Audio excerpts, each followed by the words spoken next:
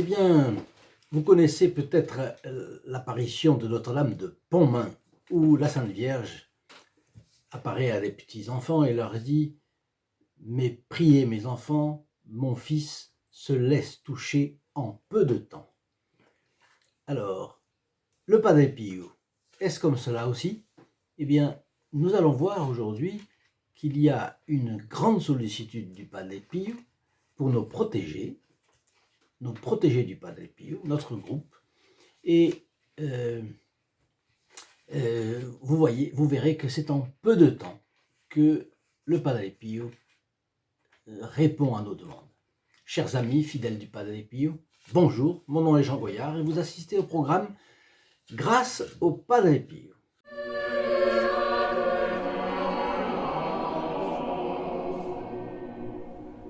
Nous avons plusieurs témoignages aujourd'hui.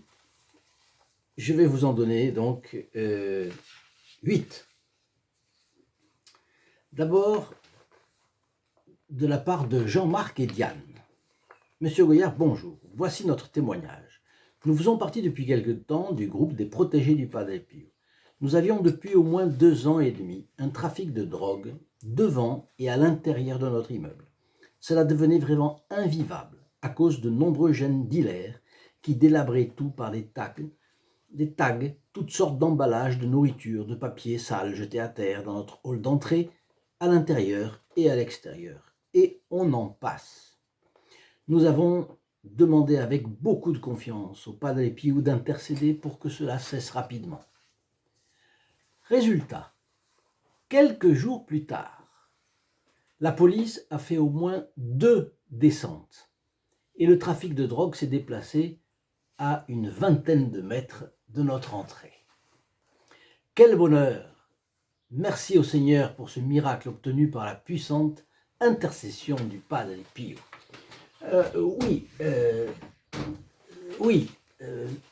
Ils attribuent cela, nos 2 époux, à un miracle. Évidemment, c'était la confusion, c'était l'épreuve, c'était une impasse. Et on comprend parfaitement la chose. Maintenant, est-ce un miracle ou est-ce un fioletti? En tout cas, c'est une intervention pour eux, c'est cela qu'ils voient. Et nous pouvons en remercier le Padre Pio à la fois pour eux et pour nous, parce que cela nous conforte dans notre confiance. Nous voulions aussi vous remercier pour tous les bons moments que nous passons grâce à vous et à toute votre équipe et qui nous permettent de mieux connaître le Padre Pio. Pour ce qui est de votre décision de raconter en plus des fioletti des sujets plus axés sur la vie du Padre Pio, nous trouvons cela très bon. Juste une petite remarque en PS sur un mot que vous utilisez parfois, le mot se résigner. Est-ce que vous ne pensez pas qu'il serait mieux d'utiliser le mot s'abandonner? Alors là, je fais une petite pause. Ce n'est pas une petite remarque, c'est une très grande remarque, très opportune. Pourquoi? Parce que le Padre Pio avait en réalité la même doctrine que Sainte Thérèse. Vous vous en rappelez, ne rien demander, ne rien refuser. Ce n'est pas pour tout le monde. Ce n'est pas pour tout le monde. Il faut être vraiment très disposé à cela. Évidemment, je crois que je vous le disais un jour, ne rien demander, ne rien refuser, prendre tout, comme disait Sainte Thérèse, mais elle disait aussi ne rien demander, ne rien refuser à Dieu, prendre tout ce qui venait. Ce n'est pas seulement prendre tout, le bon et le mauvais, c'est-à-dire le désagréable et l'agréable. Ce n'est pas seulement ça, c'est ne rien demander à Dieu. Moi, je ne suis pas comme ça, je demande beaucoup. Et puis, ne rien refuser de ce qui vient. Alors, ne rien refuser de ce qui vient, c'est parfait. Ne rien demander, c'est un degré de vertu peut-être plus haut. Je n'ai pas ce degré-là. Peut-être un jour cela viendra, mais pour l'instant, c'est pas comme ça. Je demande les petites choses et les grandes, tout. Mais bon, c'était la doctrine du Padre Pio, c'était la doctrine de Sainte Thérèse de l'Enfant Jésus. Et cela se résume en un mot, s'abandonner. Vous savez, un jour, Sainte Thérèse voulait rentrer au couvent, ça n'était pas possible, elle avait 15 ans, il a fallu qu'elle aille voir l'évêque, et ça n'a pas marché, elle est allée voir le pape, et finalement c'est grâce au pape qu'elle a pu rentrer. Mais Céline, à ce moment-là, lui a offert un petit bateau avec sur la voile « Je dors, mais mon corps veille ». C'est au fond la référence à notre Seigneur Jésus-Christ sur le lac, la tempête qui se lance, là, qui monte, et les apôtres sont paniqués parce qu'ils voient notre Seigneur qui dort et ils disent « Seigneur, nous périssons ». Bon, c'est à ce moment-là, c'est une référence à cet épisode historique de la vie de notre Seigneur. Je dors, mais mon corps veille. Et le nom de ce bateau, Céline l'avait appelé comme ça, Abandon. Et la Sainte Thérèse, l'Enfant Jésus, en a tiré toute une doctrine de l'abandon. Et au fond, quand une âme s'abandonne, elle acquiert une souplesse, une flexibilité vis-à-vis de la Providence qui est une merveille. Mais évidemment, cela demande beaucoup de vertu, parce que s'abandonner, c'est au fond ne pas s'impliquer comme avec une force phénoménale dans la prière en s'accrochant à ce qu'on veut. Ça non, on ne le fait pas. Et c'est un degré de vertu extraordinaire. Bien, mais enfin, donc cette petite remarque de Jean-Marc et Diane est très opportune parce que notre idéal, c'est ça, c'est l'idéal vers lequel nous devons tendre, l'abandon, la doctrine de Sainte Thérèse de l'abandon. Mais je vais vous parler de se résigner parce que lorsque le Padre Pio a été sollicité plusieurs fois, il disait cela, il disait ne pas s'angoisser, ne pas s'inquiéter, se résigner, avoir confiance. Parce que tout le monde n'en est pas là, n'en est pas au même stade. Vous ne pouvez pas demander l'abandon à tout le monde, mais au moins se résigner. Quand vous souffrez dans votre chair, quand vous avez un problème de famille grave, il y en a, hélas, aujourd'hui énormément. Quand vous avez une maladie douloureuse, alors un moment de douleur, c'est plus facile de se résigner, mais quand c'est lancinant, quand c'est jour après jour et pendant longtemps, et il faut penser à ça, c'est pas facile. Donc là, le Padre Pio demandait aux gens, d'abord résignez-vous, d'abord, pas de révolte. La résignation, c'est le contraire de la révolte. Mais, plus contraire encore, c'est l'abandon, bien entendu. Donc merci beaucoup à Jean-Marc et Diane de nous rappeler cela, que c'est le but d'être abandonné. Un martyr s'abandonne, évidemment, mais une vierge et une docteur de l'Église comme Sainte Thérèse de l'Enfant Jésus, bien entendu, s'est abandonnée, bien sûr. Et c'est l'idéal, c'est l'idéal, c'est ce vers quoi nous devons tendre.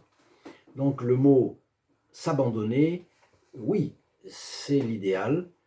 On ne peut pas le donner à tout, on peut pas le demander à tout le monde. Même ceux qui nous écoutent là, il n'est pas évident que tout le monde soit appelé à l'abandon.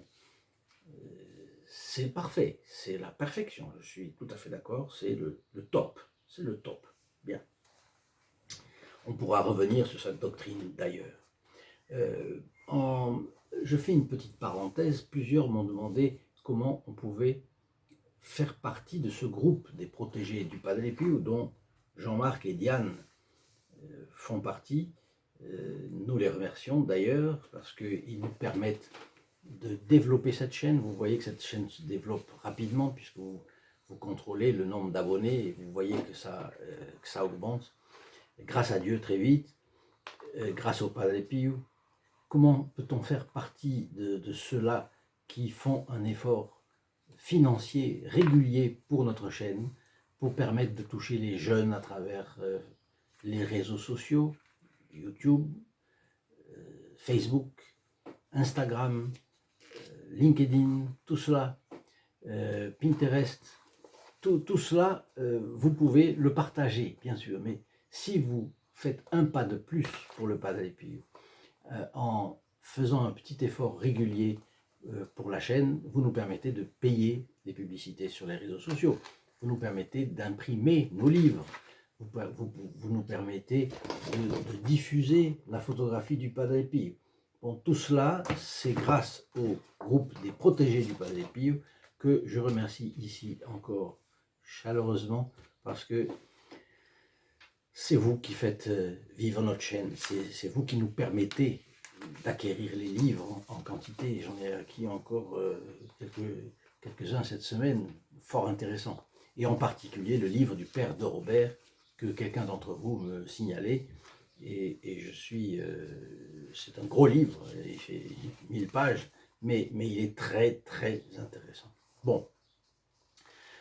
Donc, comment faire partie du groupe des protégés du Padre Pio? C'est très simple, c'est appeler le 08 05 36 08 47 que je vous fais mettre là. C'est au prix d'un appel local pour la France métropolitaine et pour les dom-tom. Pour les autres, je ne sais pas. Mais en tout cas, si on est en Australie, au Canada, au Japon, eh bien on peut le faire par la description en bas de cette vidéo. Et là, vous avez le site st-padre-pio.fr et là, vous avez une page dédiée spécialement à ce groupe. En tout cas, nous avons un autre témoignage fort intéressant et il vient de Katia. Katia nous dit la chose suivante. Bonjour, j'ai une amie qui se disait incroyante, mais grâce à notre Seigneur, au Padre Pio et à votre chaîne, elle a changé et elle regarde toutes vos vidéos. Et cela l'aide beaucoup. Un grand merci au groupe de prière, bien à vous. Vous voyez, on ne perd jamais une bonne occasion. Il ne faut pas perdre une bonne occasion pour faire connaître le Padre Pio, sa vie, ses violetti, amusant parfois, cocasse, en tout cas parfois impressionnant. La vie du Padre Pio regorge de choses comme ça. Et qu'est-ce qu'elle nous transmet, la vie du Padre Pio? Elle nous transmet une idée de la miséricorde, véritablement. Elle nous transmet la mission du Padre Pio, qui était d'arracher les âmes au diable. Et on n'attire pas les mouches avec du vinaigre. Le bon Dieu, qu'est-ce qu'il fait? Il commence par nous pardonner. Nous sommes baptisés, nous devenons fils de Dieu, et là, nous avons une voie royale de grâce qui nous est offerte. Voilà, c'est comme ça que commence la vie d'un baptisé. Donc vous voyez que il faut savoir comprendre cette miséricorde, cette bonté. Il suffit pour nous de nous mettre à genoux, de nous demander pardon, et le bon Dieu nous pardonnera. Ça c'est une chose très importante à ancrer dans nos têtes. Et si on l'a ancré dans nos têtes, eh bien on ne va pas perdre une occasion de faire connaître le Padre Pio. Voilà. Donc merci à Katia d'avoir fait connaître cette amie qui regarde notre chaîne, et bien sûr nous lui souhaitons la bienvenue. Grâce à votre chaîne et depuis que nous faisons partie du groupe, eh bien je me sens mieux. J'ai une maladie mal reconnue, la fibromyalgie.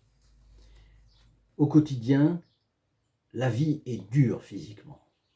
Je pense donc au Padre Pio. Voilà quelqu'un qui fait partie de notre groupe, lui aussi, protégé du Padre Pio, et qui a sa patience mise à l'épreuve. Vous savez que patience vient du latin padere, souffrir.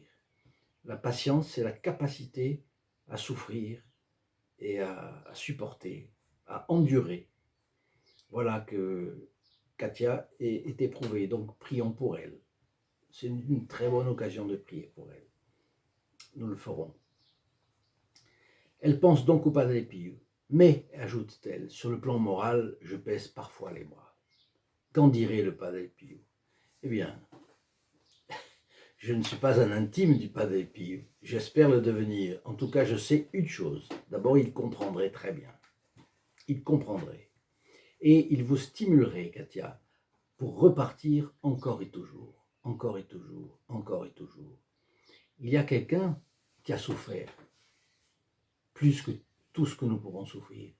Il a souffert sur la croix, il a souffert avant la passion, et même avant, dans sa vie publique, ou même dans sa vie cachée, il devait voir que face à lui, les eaux se divisaient toujours. Il y avait les pour, les contre. Vous voyez, rappelez-vous, il avait 12 ans, le recouvrement de Jésus au temple, il y avait une bataille. La bataille, c'était à propos du fait, est-ce que le Messie allait venir dans nos temps ou pas? C'était cela qui préoccupait les docteurs. Donc il y avait une minorité qui disait oui, c'est pour maintenant. Une autre, la majorité, disait non, ce n'est pas pour maintenant. Bon. Et notre Seigneur Jésus-Christ, à un moment donné, il a 12 ans, il a appris les Écritures, il a lu avec la Sainte Vierge, bien entendu, et il dit j'ai un doute. Et à ce moment-là, il intervient et en montrant les choses sur la forme du doute, il pose tous les docteurs face vraiment au dilemme. Et il donne toutes les preuves dans les Écritures que effectivement c'est maintenant que le Christ devait venir, et le Messie devait venir. Et alors, tout le monde est étonné, il y a les pour, il y a les contre. Vous savez qu'il y a des figures dans certaines églises, des tableaux où on voit, j'en connais une en particulier, où on voit notre Seigneur Jésus-Christ face à ses docteurs, certains dubitatifs qui lissent leur barbe, d'autres qui sont contre, on les voit accrochés à leur position. Mais en tout cas, tout le monde était étonné. Eh bien, notre Seigneur Jésus-Christ a donc vu les eaux toujours se diviser vis-à-vis de lui. Et puis ça a augmenté jusqu'à la passion et jusqu'à la mort, jusqu'à la croix. Donc il est évident que Katia souffre physiquement et moralement. Elle a tendance à baisser les bras. Qui n'a pas tendance à baisser les bras? C'est en vertu du péché originel, n'est-ce pas? C'est tout à fait normal. Mais c'est normal, mais il ne faut pas le faire.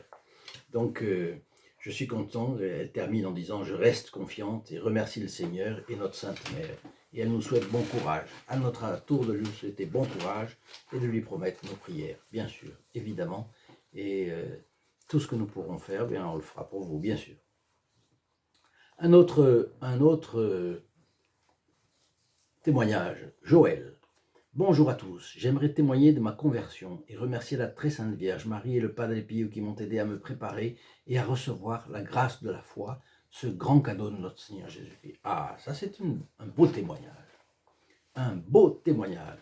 Il y a plus de joie dans le ciel pour un pécheur qui se convertit que pour 99 justes qui restent justes. Eh bien alors voilà, nous nous réjouissons profondément avec Joël. On aimerait lui aussi le saluer spécifiquement, spécialement. Un autre témoignage de sœur Thérèse Emmanuel.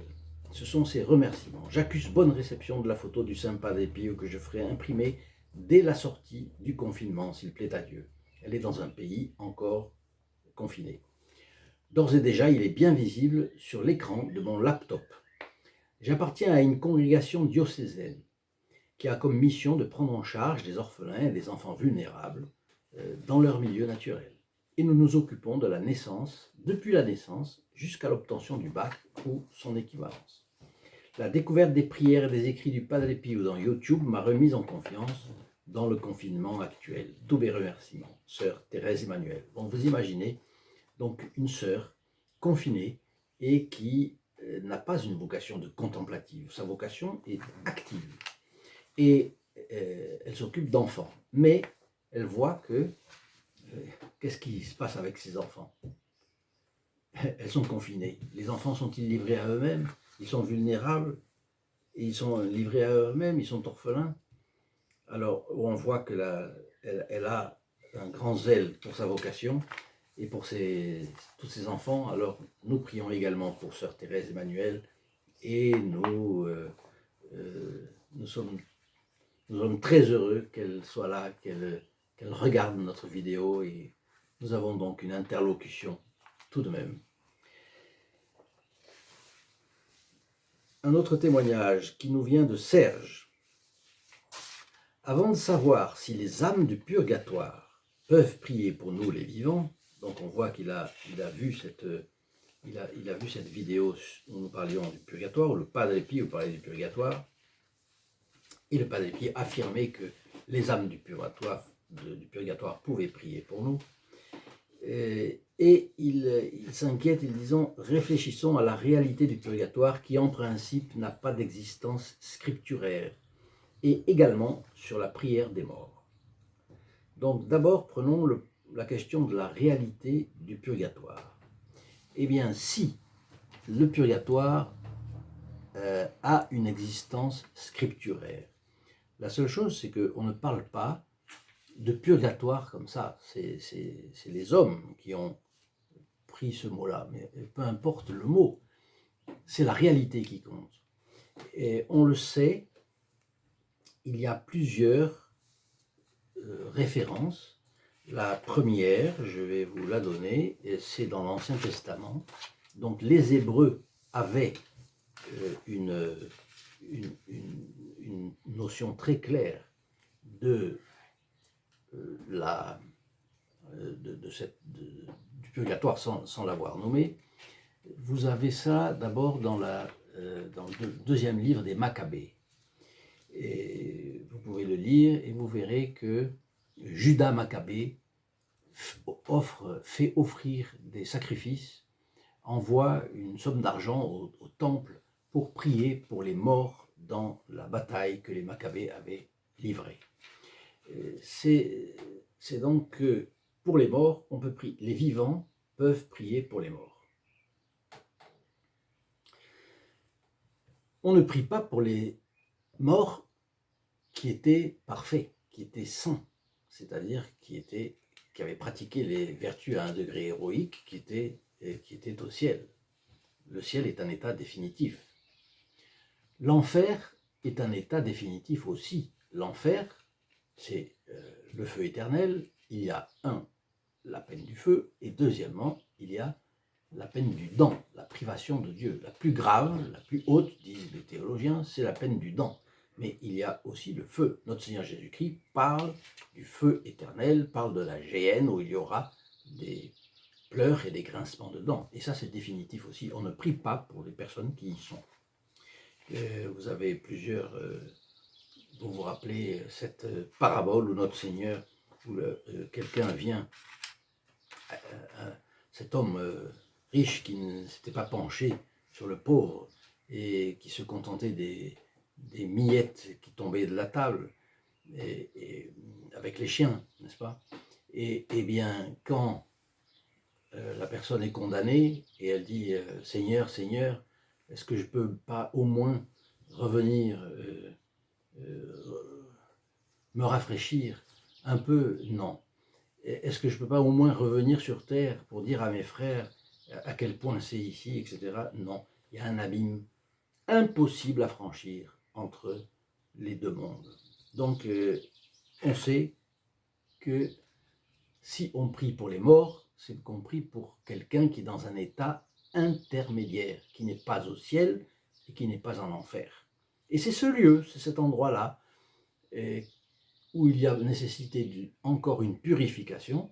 C'est cela que, depuis toujours dans l'Ancien Testament, on prie pour les morts. Donc ça, les Juifs priaient pour les morts, les Juifs, et d'ailleurs d'autres encore, si je me souviens bien, il y a même des personnes qui se sont séparées de l'Église catholique et pour aller dans ce qu'on appelle l'Église orthodoxe, qui est divisée sur ces questions, mais enfin en tout cas, c'est une chose assez claire que les personnes qui meurent dans l'amitié, dans l'amour de Dieu, mais qui d'un côté n'ont pas encore payer les peines temporelles dues au péché mortel qu'ils ont fait, ou alors ils sont morts dans un état de péché véniel, donc ils sont quand même dans l'amitié de Dieu, eh bien, dans un cas comme ça, ils ont besoin d'être purifiés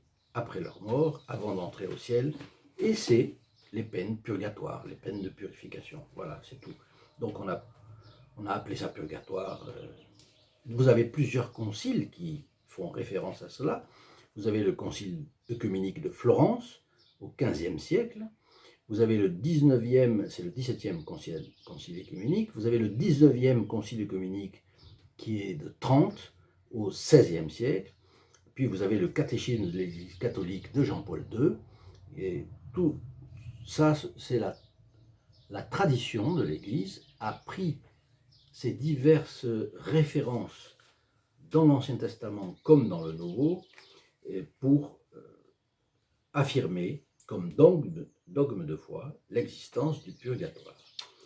Vous avez, je vais vous donner un peu plus de précision si vous voulez, et c'est dans Saint Matthieu, bon, le deuxième livre des Maccabées, chapitre 12, verset 45. Et c'est même retenu pour la messe des morts. Nous prions à la messe des morts, nous prions cela. Bien. Ensuite, il y en a d'autres de l'Ancien Testament, mais là, je n'ai pas les références. Je les ai mises, mais elles me sont... Ah, voilà, si, je les ai là. Le livre de Job. Le premier livre de Job, non, le premier chapitre, le verset 5. Les Maccabées, c'était le deuxième livre des Maccabées, chapitre 12, et versets 45 et 46. Nous avons aussi saint Thomas d'Aquin, et ça c'est la tradition, mais nous avons également la première épître de saint Paul aux Corinthiens, chapitre 3, paragraphe 13-15. Saint Paul parle du feu après la mort, du feu pour purifier avant de rentrer l'âme, avant de rentrer au ciel. Quelqu'un posait la question, non mais le feu pour une âme, l'âme est immortelle, c'est vrai, mais l'âme n'est pas matérielle. Comment est-ce que le feu peut venir encore purifier une âme qui est immatérielle? Eh bien, la réponse du concile que je vous ai dit tout à l'heure, le concile de Florence, c'était tout simplement Dieu est assez fort, assez puissant, il est tout puissant, pour faire passer une âme immatérielle par le feu du purgatoire. Bon, ça c'est un argument qui avait absolument vaincu toutes les résistances. Ensuite, vous avez la première épître de Pierre, chapitre 1, verset 7. Et vous avez Saint Matthieu, chapitre 12, versets 31 et 32. Et puis, vous avez Saint Luc aussi au chapitre 12, verset 10. Donc, il y a des références scripturaires d'où les conciles œcuméniques et les théologiens ont tiré cette existence du purgatoire, qu'on appelle purgatoire ou autre chose.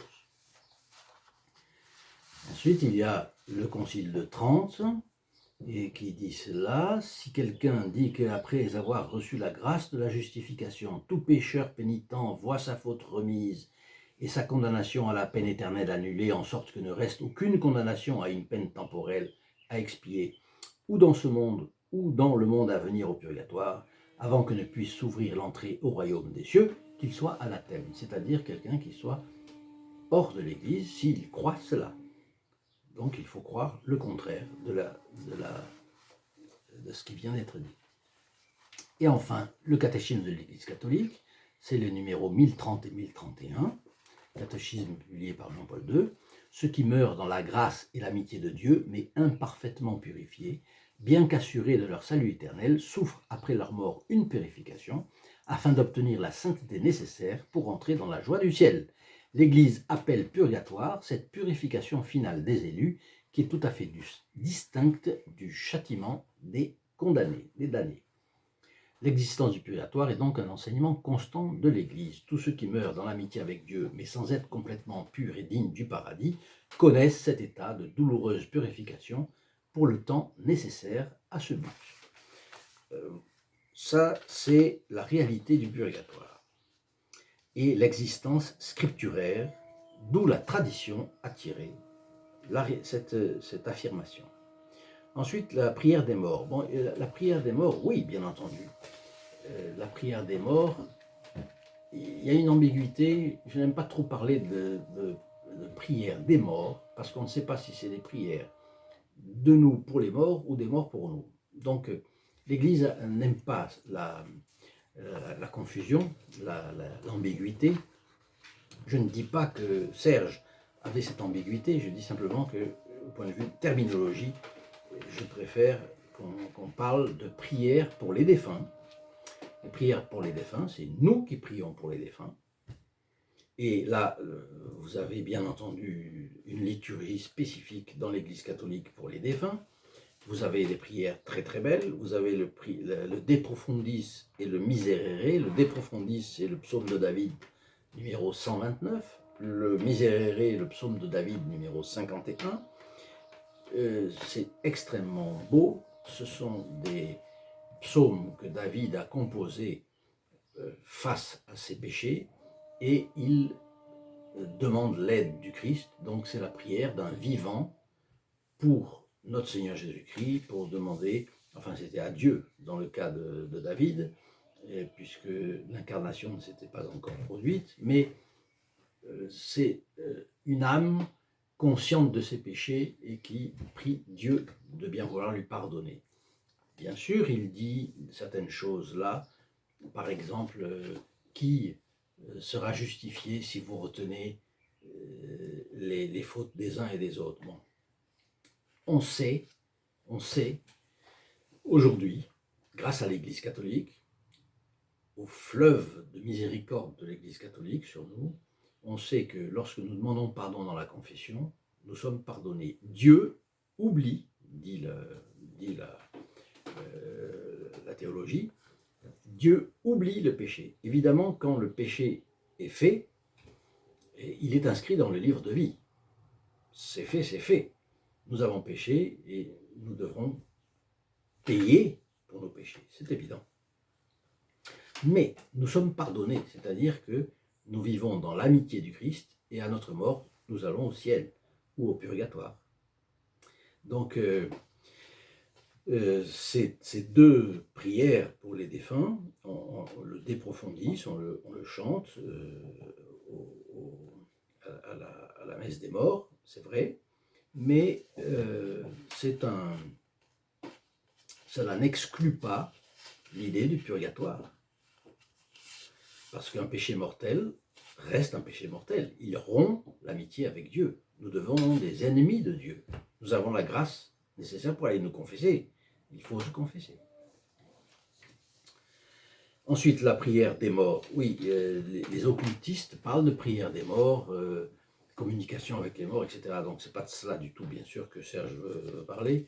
Le fait est que nous pouvons également prier pour les âmes du purgatoire, mais également leur promettre des prières s'ils nous aident. C'est une chose qui a toujours été, ça fait partie de la vie, et j'ai eu à m'en féliciter pour ma part plusieurs fois. Ensuite, de Moumi. Bonjour, comment peut-on envoyer des intentions de prière à votre groupe de prière? Merci pour votre réponse. Eh bien, c'est très simple.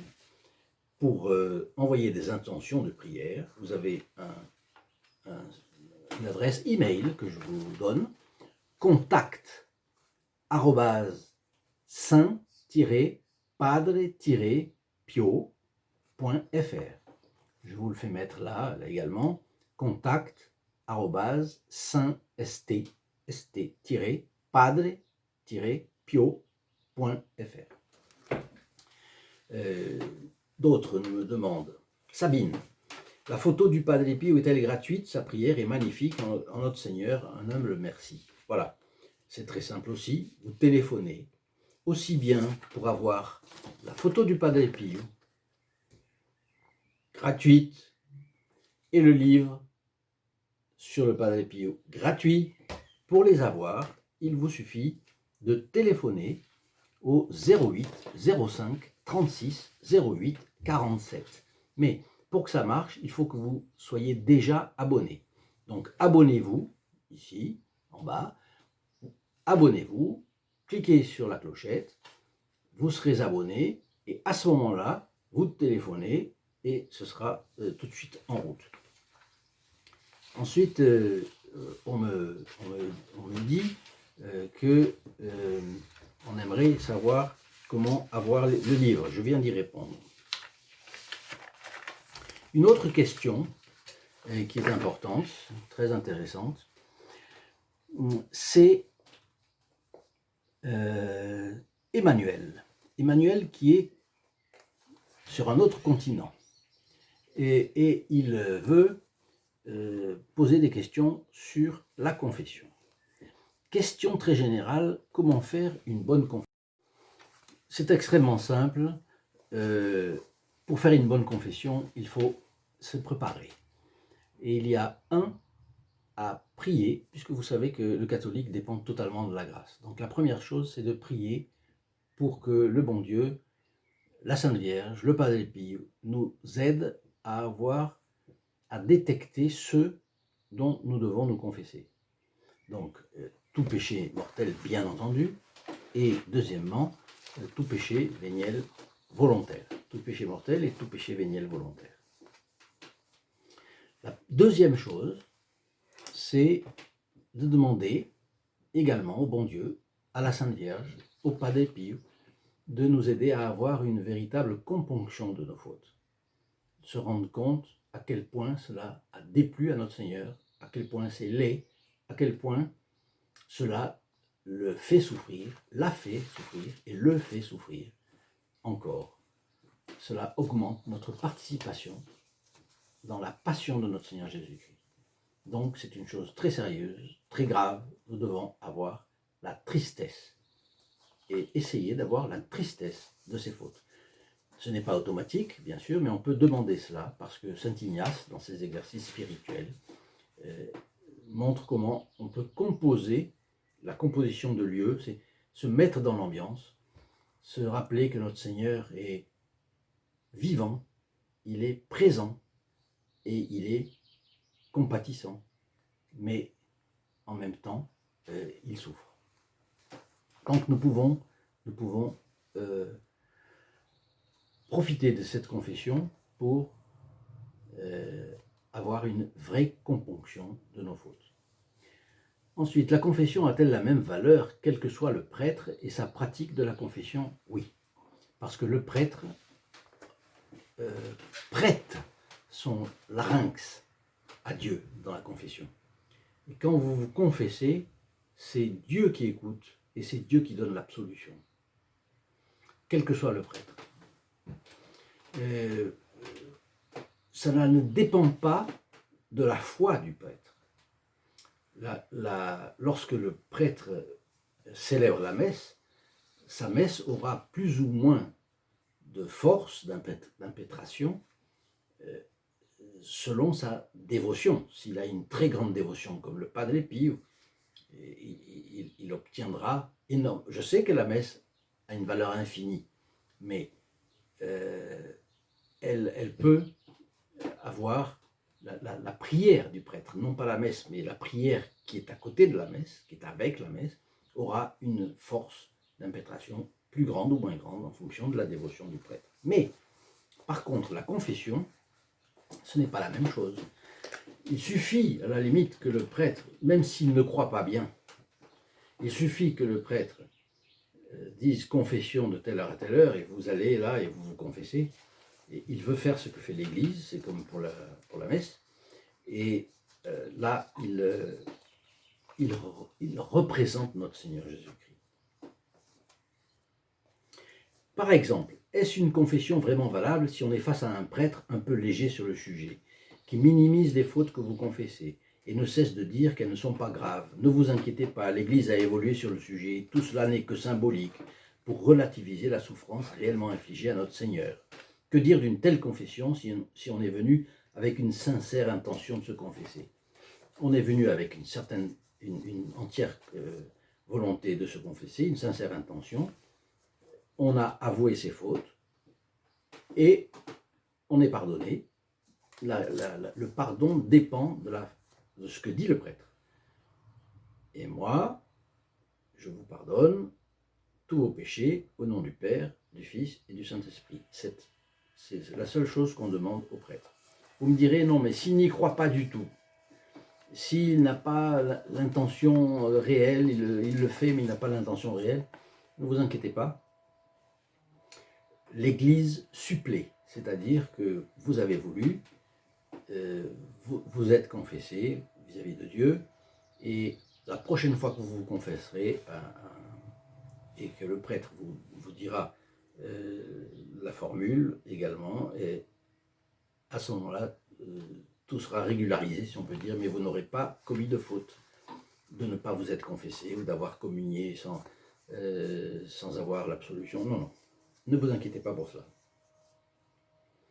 J'ai le sentiment que ce n'est jamais ce qu'aurait dit saint Padre Pio. Ah ben oui, bien sûr, ça c'est évident. Chaque prêtre d'ailleurs peut dire une chose différente. Mais en fait, je comprends ce qu'il veut dire. Il veut dire que Padre Pio, qui est la perfection dans ce domaine, aurait dit une chose différente. Oui, oui. Je me demande si une telle confession vaut le temps qu'on y passe. On n'est pas obligé de passer beaucoup de temps à une confession, mais cette confession vaut la peine, de toute façon. Oui, oui, tout à fait. Même si le prêtre n'est pas ce que vous aimeriez. Lorsqu'on n'a pas une bonne relation de confiance avec son prêtre, on va hésiter à se confesser à lui et dès lors remettre à la prochaine occasion de rencontrer un autre prêtre pour se confesser et tarder à le faire, et donc prolonger l'état de péché dans lequel on se trouve. Si la confiance n'est donc pas là entre soi et le prêtre, est-il admis de repousser ainsi sa confession? Non. Si on a, je me rappelle chez les jésuites, chez lesquels j'ai eu mon instruction, on me disait, si vous avez un péché grave, un péché mortel sur la conscience, n'attendez pas, allez vous confesser. La première occasion, la première, ce n'est pas que le bon Dieu est miséricordieux, il sait qui vous êtes, etc., il sait votre intention, donc il va faire en sorte que vous attendiez un jour, 2 jours, 3 jours, je ne sais pas. Mais il faut prendre la première occasion pour se confesser d'un péché mortel. Il ne faut pas garder un péché mortel sur la conscience. Mais qu'il soit admis de repousser, non. Non, non. Il faut, dans le désespoir de cause, on prend n'importe quel prêtre. Vous savez, oui, je sais très bien que c'est comme ça aujourd'hui. Je sais qu'on a des déboires en confession parfois. Oui, ça je sais. Mais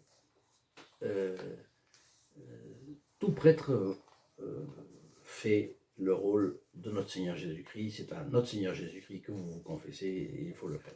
Il n'y a pas de doute. Peut-on se confesser à distance par téléphone ou téléconférence? Non. Je sais qu'avec l'affaire du confinement, il y a eu des prêtres, même des évêques qui ont dit ça. Je regrette beaucoup. La bénédiction ne passe pas par l'écran de télévision, par la radio, etc. Non, pas du tout. Lorsque le pape Pie XII donnait son radiomessage de Noël et qu'il donnait la bénédiction, bien, c'est par bonne dévotion qu'on la reçoit. Mais le sacrement ne passe pas par les ondes, que ce soit bien clair. On ne se confesse pas à distance, ni par téléphone, ni par téléconférence. Je m'inscris en faux totalement, ce n'est pas la doctrine de l'Église. Même si c'est un prêtre qui vous le dit, il se trompe. En cela, il est en contradiction avec la doctrine catholique. La récente affaire totalement démente du confinement met cette question sous les feux de l'actualité. Oui, c'est vrai. Mais aussi, lorsqu'on vit dans une région où il n'est pas facile de trouver un prêtre, comme c'est mon cas, ça se pose. Oui, je suis d'accord, c'est pas facile. Mais il y a toujours, normalement, le moyen de se confesser quand même. Il faut essayer de trouver, il faut regarder, il faut essayer, il faut essayer. Être en état de contrition, de remords sincère de ses péchés pour le mal causé, pas par simple regret ou crainte des peines encourues, et ne pas trouver de prêtre pour se confesser pour diverses raisons, bien qu'on fasse des efforts pour en trouver. Que dire si on passait à trépas dans de telles conditions? Et voilà, justement, si on passe à trépas avec un péché mortel sur la conscience, désolé, on n'est plus un ami de Dieu, on est un ennemi de Dieu. Et là, on risque l'enfer. Il y a une exception, c'est lorsqu'on meurt, on peut avoir la contrition parfaite. C'est-à-dire qu'au fond, Dieu donne à tout le monde la grâce de la contrition parfaite. Mais est-on sûr de la recevoir, de l'accepter bien comme il faut, de voir dans un moment de douleur, voir ses péchés, et se dire j'ai ce péché sur la conscience, et encore, etc. J'en demande pardon à Dieu, et la contrition parfaite, vous savez qu'est-ce que c'est? C'est avoir le regret de son péché, mais non pas par crainte de l'enfer ou du feu de l'enfer, mais par peine d'avoir offensé Dieu. L'acte de contrition, mon Dieu, j'ai un très grand regret de vous avoir offensé parce que vous êtes infiniment bon, infiniment aimable, et que le péché vous déplaît. Je prends la ferme résolution avec le secours de votre sainte grâce de ne plus vous offenser et de faire pénitence. Ça, on doit le prier, bien sûr, si on ne peut pas se confesser, et si on le prie avec dévotion, notre Seigneur donnera plus de grâce, ça c'est sûr. Mais de toute façon,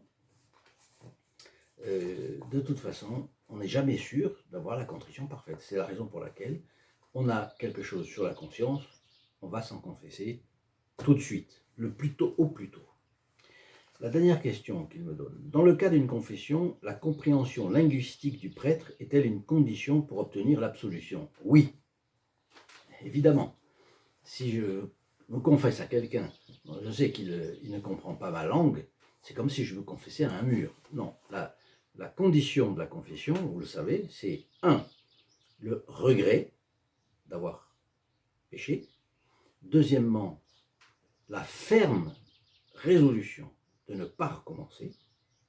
Et troisièmement, la confession auriculaire, c'est-à-dire parler et le prêtre entend avec son oreille. Voilà. Et après, l'absolution du prêtre. Si on a un prêtre dont la langue maternelle est différente, avec une certaine compréhension, mais pas complète, entre le confessant et le confesseur, cela a-t-il de l'importance? Oui, évidemment, il faut que le prêtre comprenne. Il n'y a pas besoin de beaucoup de détails. Vous avez les 7 péchés capitaux, vous les connaissez, vous le dites, il faut qu'il comprenne cela, et le nombre de fois, c'est facile à expliquer. Maintenant, j'ai vu à un certain endroit des prêtres parlant mal anglais, confessant des fidèles parlant au moins aussi mal anglais. Il est impossible qu'il y ait eu réellement intercompréhension. Que vaut une telle confession dans ce cas? Bon, et il est évident que si le prêtre n'a pas compris, clairement, ce n'est pas valable. Il faut que le prêtre comprenne. Si je parle mal anglais, mais que j'arrive à me faire comprendre, lui, il parle mal l'anglais, mais il arrive à comprendre, ça suffit. Ça suffit. Là, c'est une question le prêtre a besoin de comprendre. Considère-t-on que c'est le Christ qui la reçoit et donc qu'elle est valide? Oui, bien sûr. Si le prêtre a le minimum nécessaire de compréhension, c'est bien le Christ qui a entendu et c'est le Christ qui vous a pardonné. J'ai été obligé de vous répondre sur ces questions parce que je ne sais pas quand le prêtre va venir nous répondre, mais je pourrais, pour cette dernière de la compréhension, quel est le degré de compréhension, ça je pourrais, on pourra lui poser comme question. Eh bien, chers amis, fidèles du Padre Pio, voilà nos 8 témoignages. Je vous rappelle de donner votre like à cette vidéo, de la partager, parce que vous permettez à d'autres de connaître le Padre Pio et de voir qu'il y a de la vie dans notre chaîne, et c'est intéressant. Ensuite, je vous demande vos commentaires. Et si vous souhaitez adhérer au groupe des protégés du Padre Pio, n'hésitez pas, vous avez le numéro de téléphone 08 05 36 08 47 et on vous donnera la marche à suivre. Je vous remercie de votre attention et je vous dis à demain. Je vous laisse dans les mains du Padre Pio. Au revoir.